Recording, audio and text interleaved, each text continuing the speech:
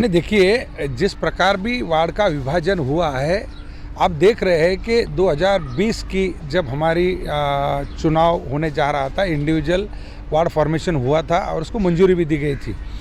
उसकी जो सीमांकन है उस सीमा को बनाया गया था और उसके बाद जब यहाँ पर फिर एक बार प्रभाग बनाए गए 3 के, तो उसके लिए भी वही चीज़ मैंडेटरी है, यानी उत्तर से चलो पूरब पे जाओ, पूरब से पश्चिम पे जाओ। तो ये यहाँ कहीं भी दिखाई नहीं दे रहा है। जब वार्ड नंबर 1 से शुरू किया तो उन्होंने वार्ड नंबर 1 और 2 में एक पैनल बना दिया, या जबकि 18 से 20 हज़ार लोग संख्या वाली खाली वो 2 वार्ड थे, उसमें आप तोड़ मरोड़ के बनाते हो तो ठीक नहीं है। मैं तो ये कहता हूँ कि वहाँ वार्ड नंबर 1, 2 और 4 ये अगर बना लेते तो सीमांकन भी होता था और बस्तियाँ नहीं टूटती थी। वहीं से उन्होंने शुरुआत की, फिर आगे आके जो वार्ड नंबर 3, 4, 5 है उसको भी गलत तरीके से यहाँ पर 6 के साथ जोड़ा गया और 6 के जोड़ के सीधा 19 तक लेके आए, जहाँ के 4.5 किलोमीटर की लंबाई है। उन्हें नहीं आना चाहिए कि उसके बगल में 4 मीटर के दूरी पर वहाँ पर उतनी लोक संख्या थी। यानी कि जब चुनाव आयोग एक आपको निर्देश देता है कि बस्ती नहीं टूटनी चाहिए, तो बस्ती तो आपने तोड़ी है। जैसे कि इल्ठनपाड़ा को आपने तोड़ा है, सुभाष नगर को आपने तोड़ा है, चिंचपाड़ा को आपने तोड़ा है, ये सारे तोड़ मरोड़ के आपको यहाँ तक पहुँचने की ज़रूरत नहीं थी। और जैसे कि हमने देखा है कि 111 को 122 किया गया है, तो कुल जो 2011 की जनसंख्या थी उसको विभाजित करके 27 या 28 हज़ार का क्षेत्र बनना चाहिए। तो आप अगर वहाँ के दीघा आयरल के जो क्षेत्र के MIDC क्षेत्र के जो 9 वार्ड है उसमें 3 प्रभाग हो सकते थे, यानी 29 हज़ार के। तो आपको कहीं जाने की ज़रूरत ही नहीं थी। आप फोकट में वहाँ पर 2 वार्ड को बढ़ाकर तीसरे जहाँ एक पूरा पैनल बनने वाला था उसको आपने तोड़ के 3 हिस्सों में बांट दिया। आपने ये सोची समझी साजिश की है, वो अंधे अनपढ़ गवार को भी समझ में आएगी कि किस प्रकार की साजिश आपने की है। कि जैसे कि यहाँ पर देख रहे हैं कि इंडिविजुअल आदमी 20 साल से यहाँ पर लगातार विकास कर रहा है और लगातार चुनाव जीत भी रहा है, लोग उनके साथ जुड़े हुए हैं, तो इसको इस प्रकार से हराया नहीं जा सकता है। इसलिए छल कपट से हराने का प्रयास करते हैं, लेकिन ये छल कपट यहाँ जनता अच्छी तरह समझती है।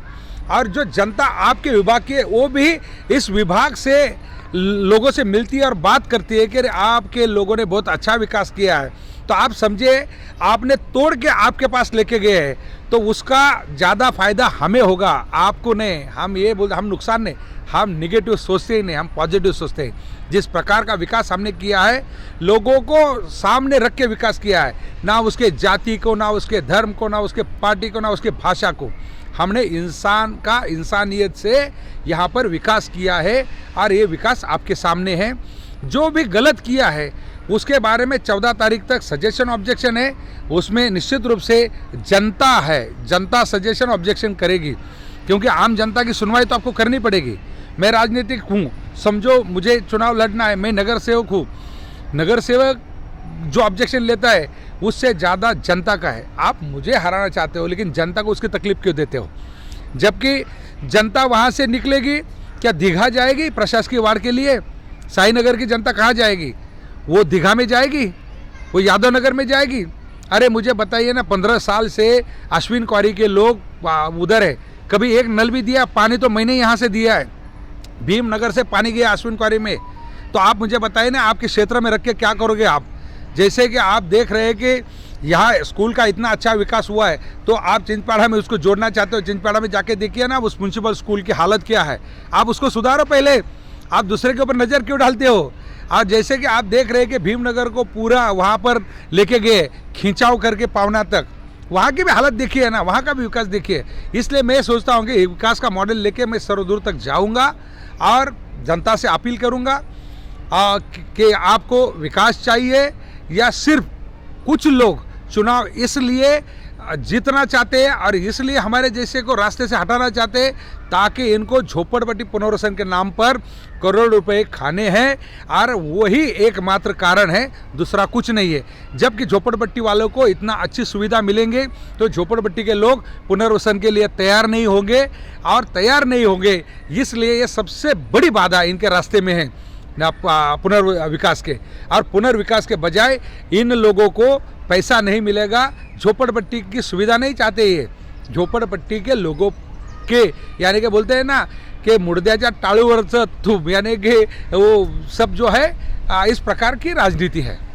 देखिए, जब निर्दलीय आदमी चुनाव जीतता है, लड़ता है, तब समझ जाने का कि वार्ड की सारी जनता वहाँ नगर सेवक बनती है, एक आदमी नहीं, क्योंकि उस विचार के साथ सारे लोग जुड़े होते हैं। और जो भी कानूनन जो कागजात है वो पूरी तरह जो चुनाव आयोग है वहाँ तक पहुँचाने का काम आम जनता करेगी। वो किस प्रकार का कैंपेन होगा, क्या होगा, वो लोग तय करेंगे, मैं तय नहीं करता हूँ। पट्टी के लोग, खान साहब मैं आपको बताता हूँ, इतने जागरूक है, क्योंकि मैं 3 बार यहाँ पर निर्दलीय चुनाव लड़ा हूँ। मैं और मेरी वाइफ, जब निर्दलीय आदमी होता है उसको आखिरी 7 दिन में चुनाव चिन्ह मिलता है, और जो पार्टी के लोग होते हैं उनको तो सालों से चुनाव चिन्ह मालूम है कि इसका चुनाव चिन्ह क्या है।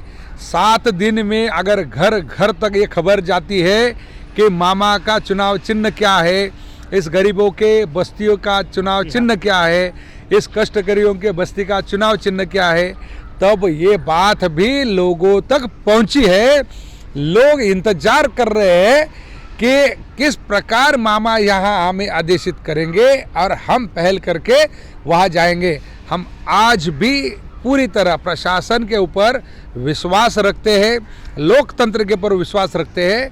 हम हमारी बात वहाँ रखेंगे। अगर सुनवाई नहीं हुई तो जनता के अदालत में ये लड़ाई लड़ी जाएगी और जीत जनता की होगी।